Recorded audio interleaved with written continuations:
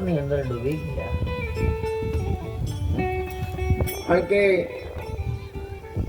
વડીલ છે, પરિવારની અંદર, કુટુંબની અંદર કૃષ્ણ ધર્મમાં એની બહુ જરૂર પડે. પછી કૃષ્ણ ભગવાનની અનુમતિ લઈ અને યુધિષ્ઠિર રાજા છે એ ધર્મનું શાસન કરવા લાગ્યા. યુધિષ્ઠિર રાજા હસ્તિનાપુરના રાજા બન્યા. તેમના રાજ્યની અંદર કોઈ રોગ નથી, કોઈ દોષ નથી, કોઈ મૂર્ખ નથી. અને ધર્મરાજા ધર્મનું રક્ષણ કરવામાં આવતું. ભગવાન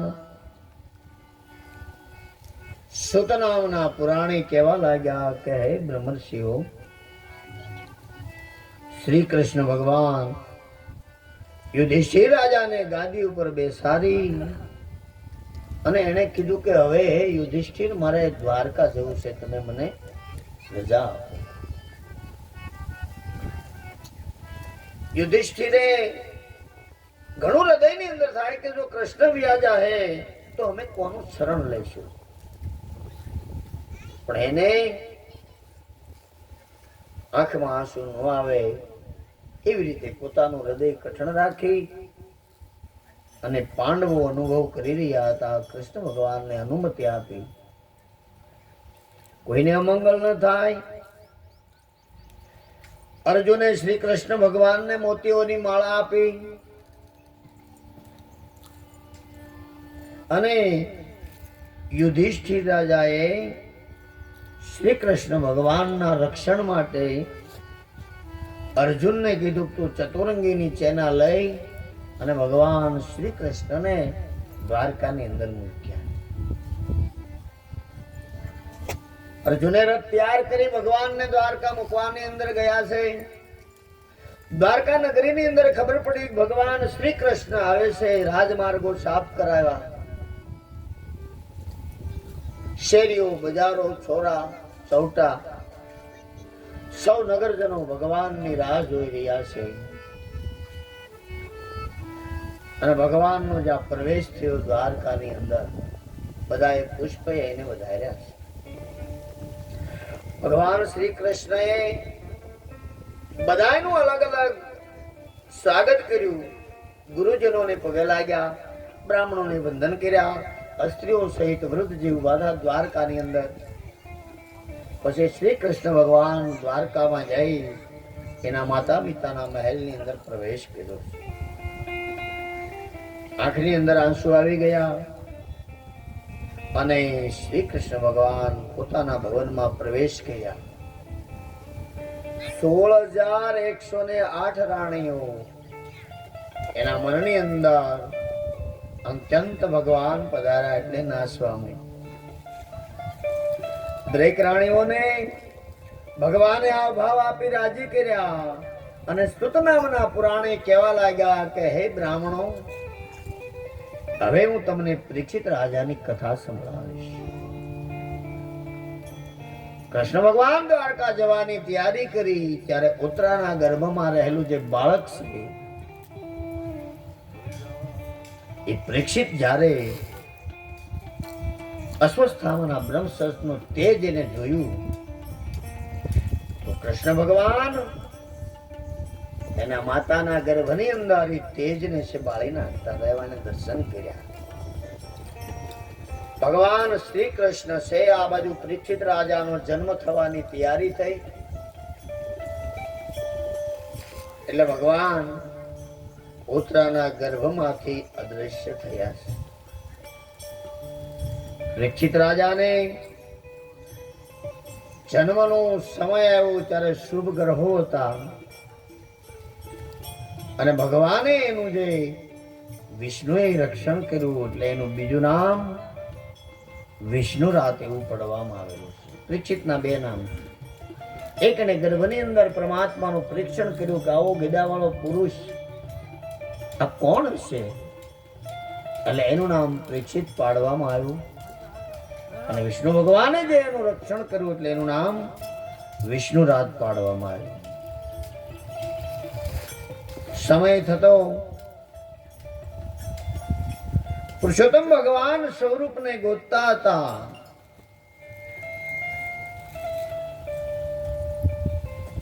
સારા સમયની અંદર પરીક્ષિત રાજાનો જન્મ થયો. પરીક્ષિત રાજાએ પરીક્ષણ કર્યું, જન્મ લઈ જે મને દર્શન દેતો હશે એ પુરુષ આ પૃથ્વી પર હશે. અને બાળકનો જન્મ થયો એટલે બ્રાહ્મણોને બોલાવવામાં આવ્યા છે.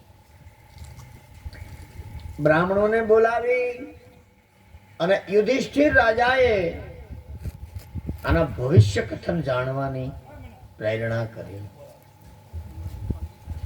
ત્યારે બ્રાહ્મણો કહેવા લાગ્યા કે હે રાજન, તારો જે આ પુત્ર છે પરીક્ષિત એ બ્રાહ્મણોનું કલ્યાણ કરનાર થશે. આવી એની કુંડલી કાઢી બ્રાહ્મણો, અને સત્ય પ્રતિજ્ઞા વાળો થશે, અગ્નિ જેવો અસહ્ય થશે, ધનુર્ધારીમાં અગ્રેસર થશે, સિંહ જેવો પરાક્રમી થશે, પૃથ્વી જેવું ક્ષમાવાન થાય. પણ એક તકલીફ છે, 11 ખાનાની અંદર જે ગ્રહો પડ્યા છે એ તો શુભ છે, પણ 12મું સ્થાન છે એની અંદર કાલયોગી આ તારો જે પુત્ર છે એ કોઈ બ્રાહ્મણનું ઋષિનું અપમાન કરશે, એનું અકાળ મૃત્યુ થશે. પણ બીવા જેવું નથી. અંત સમયે એને સુખદેવજી મહારાજ જેવા કોઈ મહાપુરુષ આધ્યાત્મિક જ્ઞાન આપે એને મોક્ષ પમાડશે. આવું બ્રાહ્મણોએ જ્યોતિષ કરી અને કીધું કે અંત સમયે મૃત્યુના દંશ, સર્પના દંશથી આનું મૃત્યુ થશે અને શૈલે ભગવાનના દર્શન એને ગર્ભની અંદર થયા એટલે મુક્તિને પામશે. સુતરામના પુરાણી કહેવા લાગ્યા કે હે બ્રહ્મ દેવતાઓ, મહાભારતના સમયે વિદુરજી છે યાત્રાની અંદર વહી ગયા. કારણ કે વિદુરજી પાસે જે નીતિ શાસ્ત્ર છે બહુ નીતિ, અને મૈત્ર નામના ઋષિનો એને સમાગમ થયો. વિદુરજીએ મૈત્ર નામના ઋષિ પાસેથી આત્માનું જ્ઞાન પ્રગટ કર્યું. વિદુરજી પાસે હસ્તિનાપુરની અંદર આવ્યા ત્યારે યુધિષ્ઠિર રાજા સર્વ સંબંધીઓને ખબર પડી કે વિદુરજી આવ્યા છે એટલે એનું સ્વાગત કર્યું.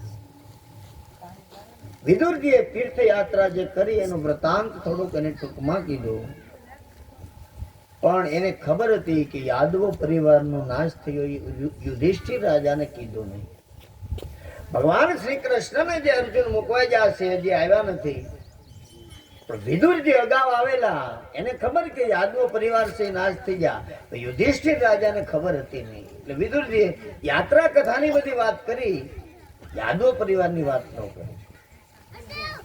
વિદુરજી ભાગવત કથાકાર કહે કે યમદેવ રાજાનો અવતાર હતા.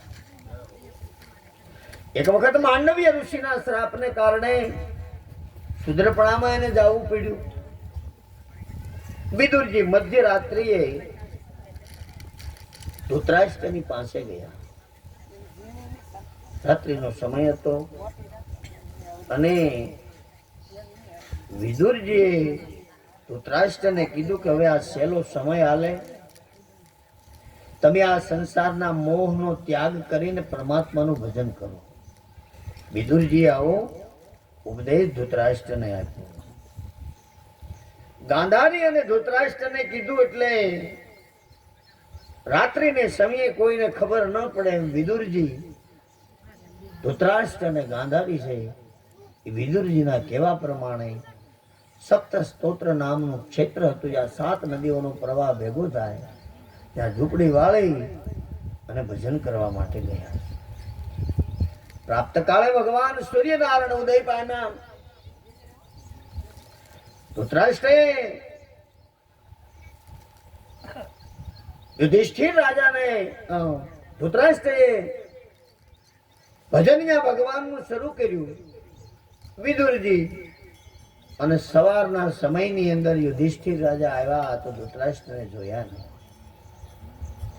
સંજયને બોલાવીને પ્રશ્ન કર્યો કે ધૃતરાષ્ટ્ર ક્યાં ગયા? તો કે મને ખબર નથી. એમ જે વાત ચાલતી હતી એવામાં નારદજી પધાર્યા. નારદજીને ખબર જ હોય બધી.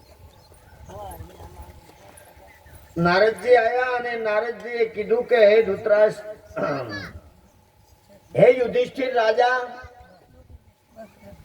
હિમાલયનો જે દક્ષિણ વિભાગ છે એ ભાગની અંદર ધૃતરાષ્ટ્ર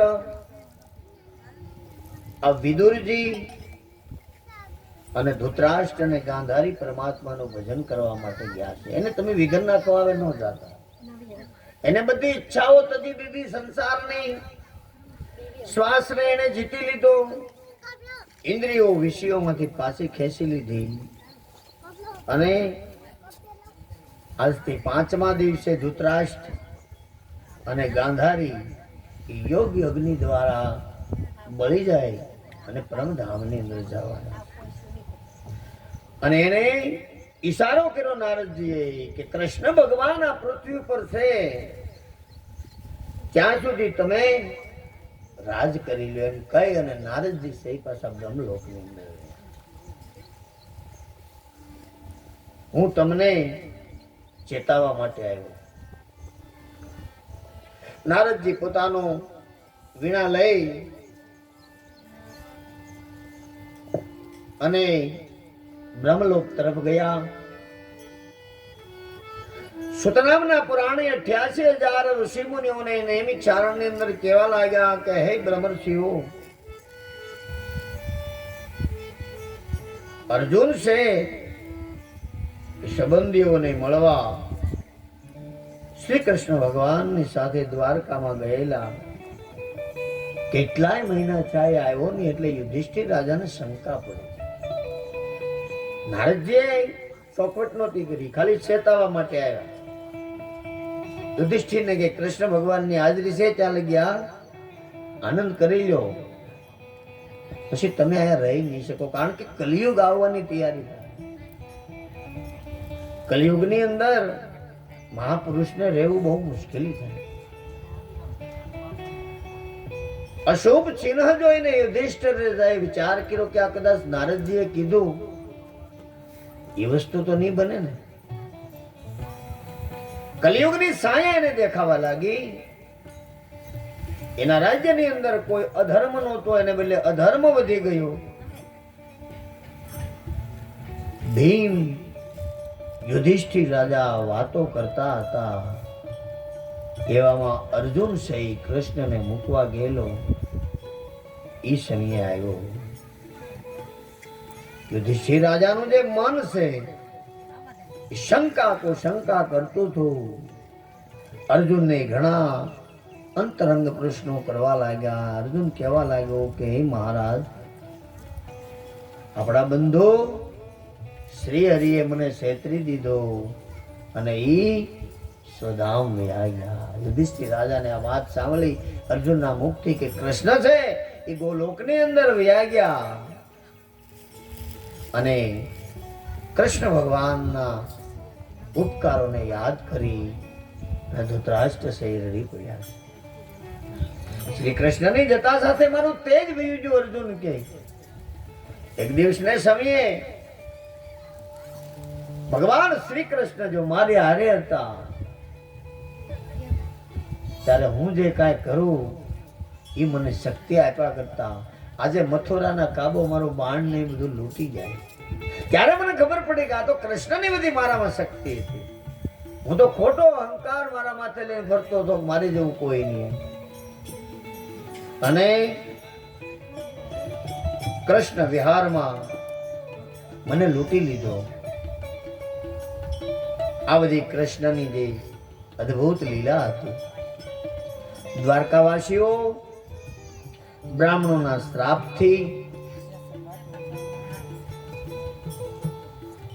મંદ ગતિ બની અંદરો અંદર લડી અને મૃત્યુ પામ્યું, પણ આ કૃષ્ણ ભગવાનની ઈચ્છા હતી. કારણ કે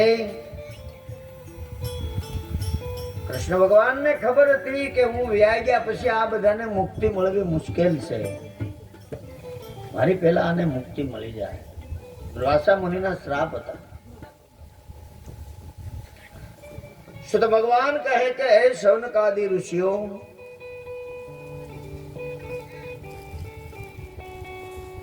શ્રી કૃષ્ણની વિદાય બાદ ધર્મરાજા કળિયુગના અશુભ ચિહ્નોને સમજી ગયા. નારદજીએ ચેતાવા આવ્યા, એ વાણીને યાદ કરી યુધિષ્ઠિર રાજાએ,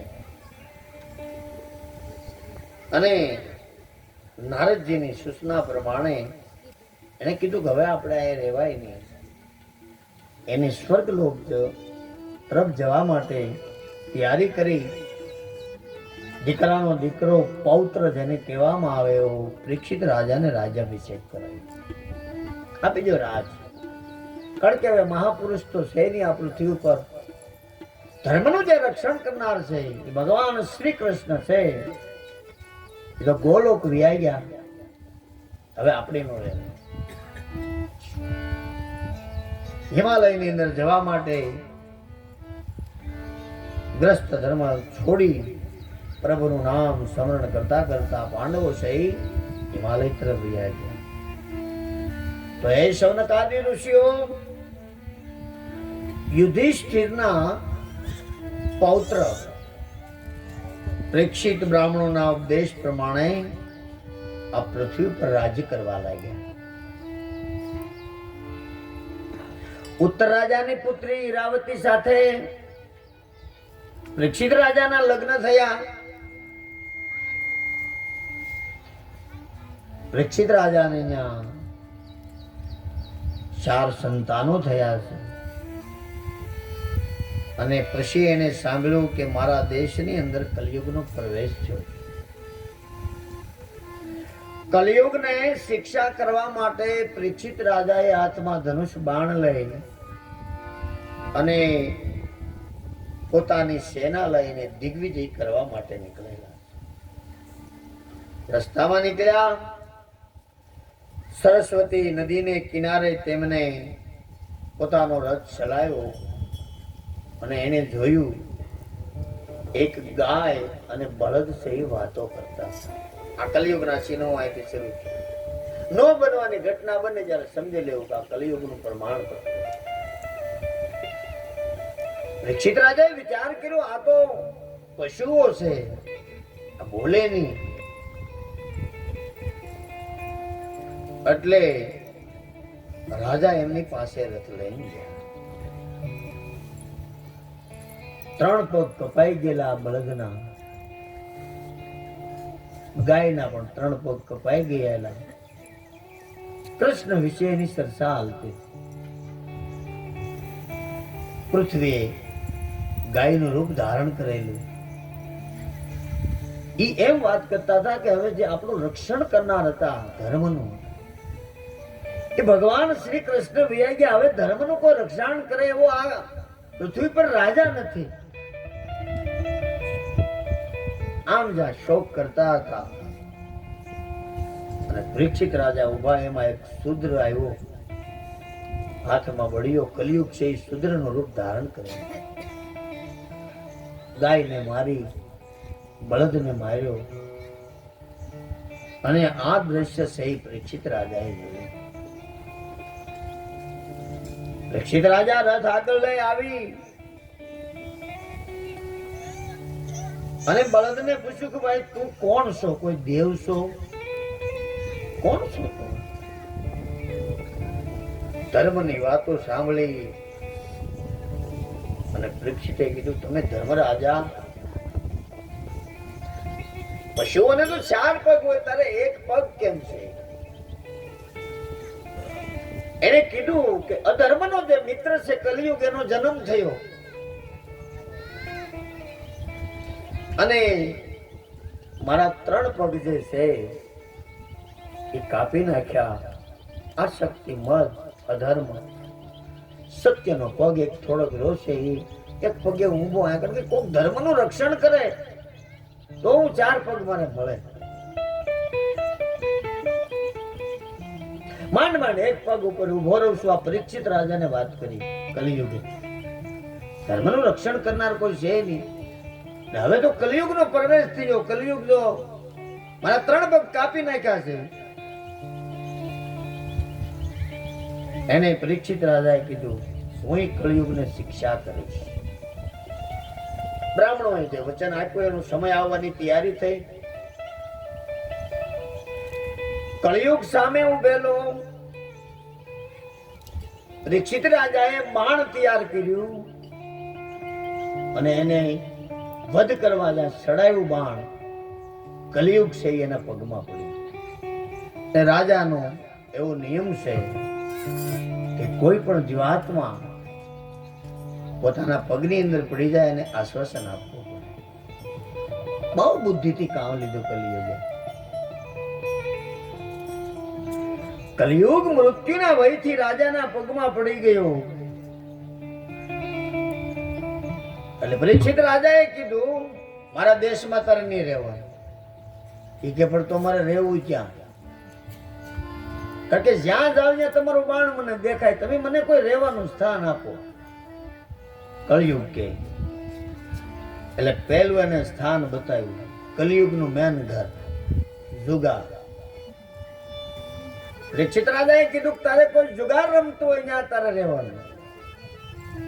બીજું સ્થાન કલિયુગનું પરીક્ષિત રાજાએ કલિયુગને આપ્યું કે કોઈ મદિરા પાન કરે ત્યાં તારે રહેવાનું. અને ત્રીજું સ્થાન એને હિંસા આપી. કોઈ જીવાત્માનું રક્ષણ ન કરે, કોઈ હિંસા કરે ત્યાં તારે રહેવાનું. અને સ્ત્રીઓનું હરણ કરે ત્યાં રહેવાનું. આવા 5 સ્થાન એને આપ્યા. ત્યારે કલિયુગે કીધું કે મને એક રહેવાનું સારું સ્થાન તો આપો. પરીક્ષિત રાજા કહેવા લાગ્યા કે હે કલિયુગ, તારે સોનાની અંદર રહેવાનું. પણ સોનાની અંદર રહેવાનું, પણ જે અધર્મનું સોનું છે એની અંદર તારે રહેવાનું.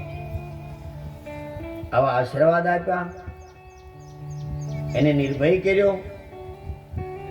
પરીક્ષિત રાજા દિગ્વિજય કરીને પોતાના ઘરે પધાર્યા. પછી એને વિચાર કર્યો કે આ મારા વડીલો, મારા પૂર્વજોએ મારા માટે હું રાખ્યું.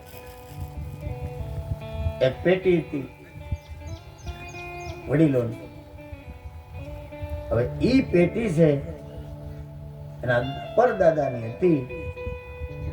એને કીધું કે મારા દાદાએ, મારા વડીલોએ મારા માટે શું રાખ્યું. અને ઈ પેટી ખોલી એટલે એમાંથી સોનાનો મુંગટ નીકળ્યો. પછી આગળ તો કલિયુગને કહીને આવ્યા છે.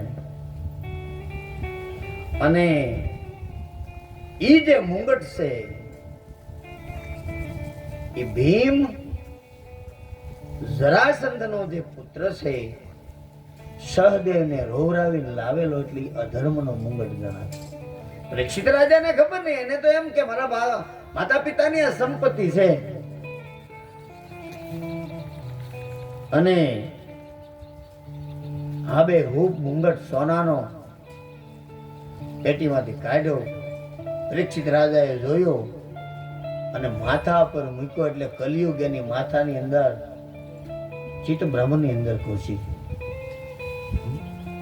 જ્યાં માથા ઉપર આ કલિયુગ આવ્યો એટલે પરીક્ષિત રાજાનું બૌદ્ધિક તત્વ જે છે એ અધર્મના માર્ગ ઉપર ચડાઈ ગયો. પછી એને મૃગ્યા મારવાની ઈચ્છા હતી. રાજા કોઈ દી કોઈને મારે નહીં. રાજા બીજાને બસાવવાનું કામ કરે. હાથમાં બાણ લઈ, માથા ઉપર મુંગટ, ફરતા ફરતા જંગલના સમયમાં 12 વાગવાનો સમય થયો. ખૂબ તરસ લાગી. એમાં સમીક નામના ઋષિનો એક આશ્રમ. આ ઋષિ અન્ન જળ બધો ત્યાગ કરી અને પોતાનો જે પ્રાણ તત્વ છે એ રોકી અને પરમાત્માનું ભજન કરતા. શું જગત છે એ કાંઈ નક્કી નહીં, અને કાંઈ ખબર નહીં કોણ રાજા છે કોણ પ્રજા છે. અને પડખે કૌશિકી નામની જે નદી હતી, ત્યાં જે આ સમીક નામના ઋષિનો શિષ્ય, એનું નામ શૃંગી, એ કૌશિકી નદીને કાંઠે રમતો હતો. એ અરસાની અંદર પરીક્ષિત રાજા સહી ફરતા ફરતા ફરતા આવ્યા.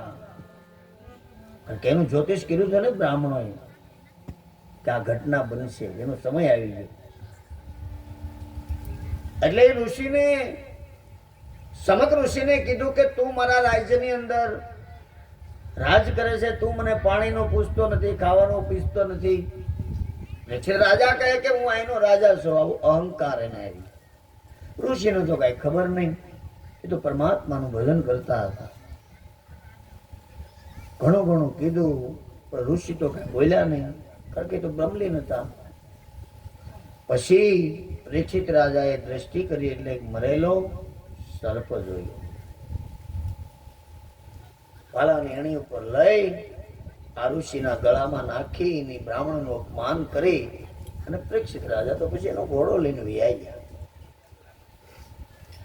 આ બાજુ પરીક્ષિત રાજા ગયા એટલે શૃંગ નામનો જે એનો શિષ્ય હતો, આ સમીક નામના ઋષિનો, એ કૌશિકી નદીને કિનારે એને ખબર પડી કે પરીક્ષિત રાજા છે આવ્યા છે, અને સમાધિમાંથી જો ગુરુ મહારાજ જાગ્યા હોય તો સત્સંગ કરવા જાય. હવે એ પોતાના ગુરુની પાસે આવ્યો એટલે ગુરુને એને અપમાન સહન ન થયું.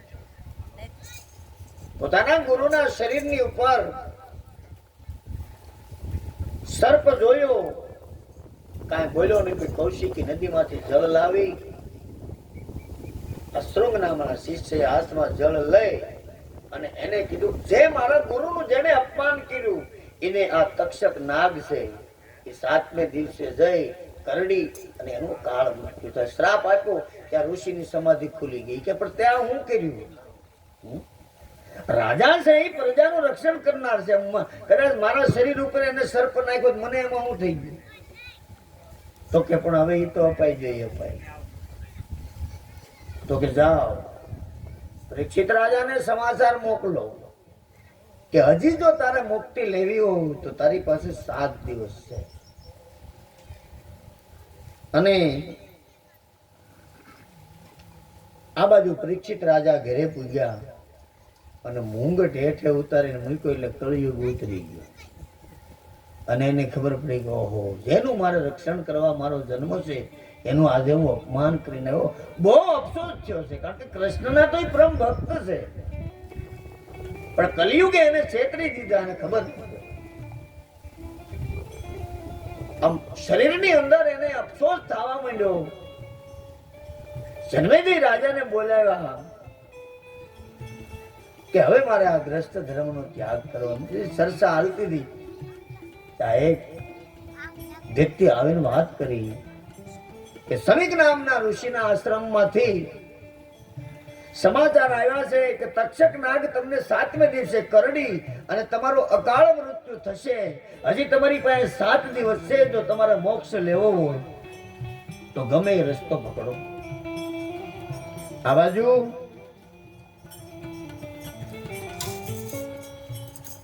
બધા વિષયોનો ત્યાગ કરી જન્મેજય રાજાને રાજ્યાભિષેક કરીને બ્રાહ્મણોને બોલાવી અન્ન જળનો ત્યાગ કરીને પરીક્ષિત રાજા છે એ ગંગા નદીને કિનારે બ્રાહ્મણોને લઈને આવ્યા અને પ્રશ્ન કરવા લાગ્યો કે હે બાપજી, પરમાત્મા તરફ જવાનો મને માર્ગ બતાવો. અને ગંગા નદીને કિનારે આવ્યો. પરીક્ષિત રાજાએ સ્નાન કર્યું, દર્ભનું આસન કર્યું અને એને કીધું કે હું ક્ષત્રિય છું, બ્રાહ્મણનું મેં અપમાન કર્યું, આ પાપની મને સજા મળી. આ લોકમાં તો હું, પણ પરલોકમાં હું સુખી નહીં થાય. મને કોઈ ધર્મનો માર્ગ બતાવો. બધા બ્રાહ્મણોને પૂછે, કોઈ ઋષિ મુનિઓને પૂછે. અને ભગવત સ્મરણ કેમ કરવું, આપ તમે મને કહો. ગંગા નદીના દક્ષિણ કિનારે પૂર્વ ભાગની અંદર ઉત્તર દિશા બાજુ મુખ રાખી અને પરીક્ષિત રાજા બેઠા છે. એવામાં જયનું મરણ સુધારવા માટે સુખદેવજી મહારાજને આ પરમ કથા જે ભાગવતની છે એ વ્યાસજીએ ભણાવેલી એ સુખદેવજી મહારાજ ગંગા નદીને કિનારે પધાર્યા. આ બાજુ બધા બ્રહ્મર્ષિઓ બેઠા છે, પરીક્ષિત રાજા બેઠા છે અને સુખદેવજી મહારાજ પ્રભુએ પ્રેરણા કરી કે જાઓ, શ્રી કૃષ્ણનો પરમ ભક્ત છે અને એક ઋષિનો દ્વેષ થયો છે, એને તમે મુક્ત કરવા માટે જાઓ. સુખદેવજી મહારાજ એક ઓટલાની ઉપર બેઠા છે, નીચે શ્રોતા તરીકે પરીક્ષિત રાજા બેઠા અને બે હાથ જોડીને ભગવાનને પ્રશ્ન કર્યો કે હે સુખદેવજી મહારાજ, હું અપરાધી એક ક્ષત્રિય છું, છતાં આપે મારી ઉપર કૃપા કરી મને દર્શન આપ્યા. હવે મારે મારા મનની વિશે શું કરવું એ તમે મને કહો, મારે કોનો જાપ કરવો એ તમે મને કહો, અને મારે શું ગ્રહણ કરવું એવો પ્રશ્ન કર્યો. ત્યારે સુખદેવજી કહેવા લાગ્યા કે હે રાજન, હજી તો તારી પાસે હાથ દીશે, તું તારા ઉપાધિ કરીમાં હું તને મોક્ષ અપાવી. તો વિચાર કરો, કેટલાય વર્ષ થઈ જાય તો મોક્ષ નથી મળતો, અને 7 દિવસની અંદર આ કથાએ મોક્ષ પરમ પવિત્ર એવી ગંગા છે.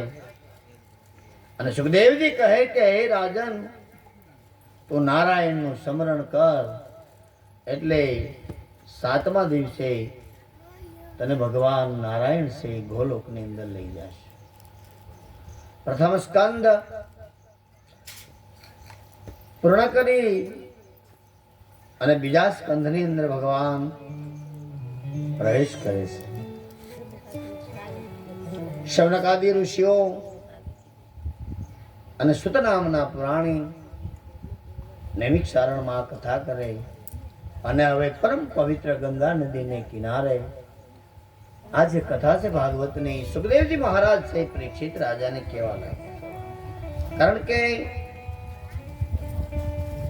મોક્ષ વિશે જે પ્રશ્ન છે એ જીવાત્મા પોતે ભજન કરે તો જ લઈ શકે. દેવી ભાગવતની કથામાં જરકાતકારો નામના જે મુનિ હતા એને બ્રાહ્મણો આરે વાંધો, પણ પરીક્ષિતને હાજરીમાં એ કાંઈ બોલ્યા નહીં. એટલે પરીક્ષિત રાજાનું અકાળ મૃત્યુ થયું. એટલે જન્મે જે રાજા છે એ ગાદી ઉપર આવ્યા. એટલે એને કીધું તું સર્પ યજ્ઞ કર તો તારા પિતાને મુક્તિ મળી જાય. એ સમયે ભગવાન વ્યાસ, પછી વૈશંપાયન ઋષિ, બધા ઋષિ મુનિઓનો સમાજ બેઠેલો ને જન્મેજય રાજાએ કીધું કે મારા પિતૃઓના ઉદ્ધાર માટે મારે શું કરવું? તો જન્મેજય રાજાએ પ્રશ્ન કર્યો. એટલે વૈશંપાયન નામના ઋષિ કે હું મહાભારત સંભળાવું, તારા પિતૃને મુક્તિ મળી. કઈ મળી નહીં. પછી ભગવાન વ્યાસે એને કીધું કે હે જન્મેજય, તારા જો પિતૃઓનો તારે ઉદ્ધાર કરવો તો હું તને દેવી ભાગવતની 9 દિવસની કથા કરી. પછી પિતૃઓના મોક્ષાર્થે એને હસ્તિનાપુરની અંદર ભગવાન વ્યાસે 9 દિવસનું દેવી ભાગવત કથા વાંચી. પૂર્ણાહુતિ થઈ ત્યારે નારદજી પધાર્યા અને જન્મેજય રાજાને વ્યાસને કીધું કે ભાઈ પરીક્ષિત રાજાનું જે અકાળ મૃત્યુ હતું, અસદગતિ હતા, એ સદગતિ પામીને સ્વર્ગ લોક સુધી ગયા છે. પુત્રનો એક જ અધિકાર છે, પિતાને મોક્ષ ન આપી શકે, સ્વર્ગ લોક સુધી પુગાડી. તો આ ભાગવત કથા બને નહીં. જન્મેજય રાજા દ્વારા પરીક્ષિત રાજાને જો મોક્ષ મળી ગયો હોય તો ભાગવત કથા નો બને.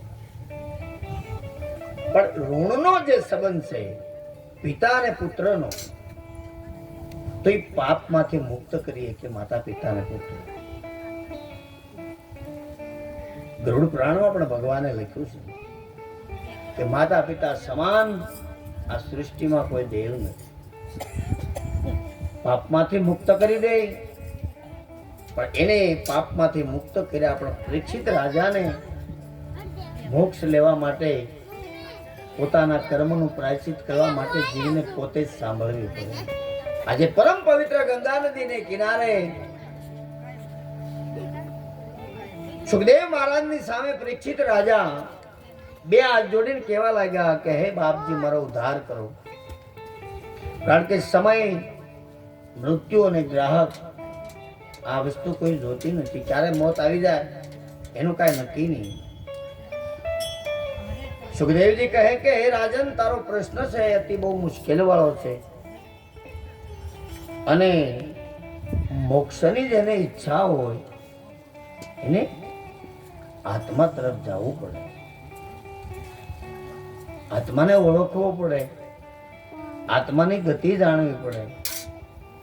જ્યાં સુધી નરમાંથી નારાયણ નથી બનાતો. એવું આત્માને ઓળખ્યા એવી નારે એ ભવના ફેરા, નહીં તો એ મટે રે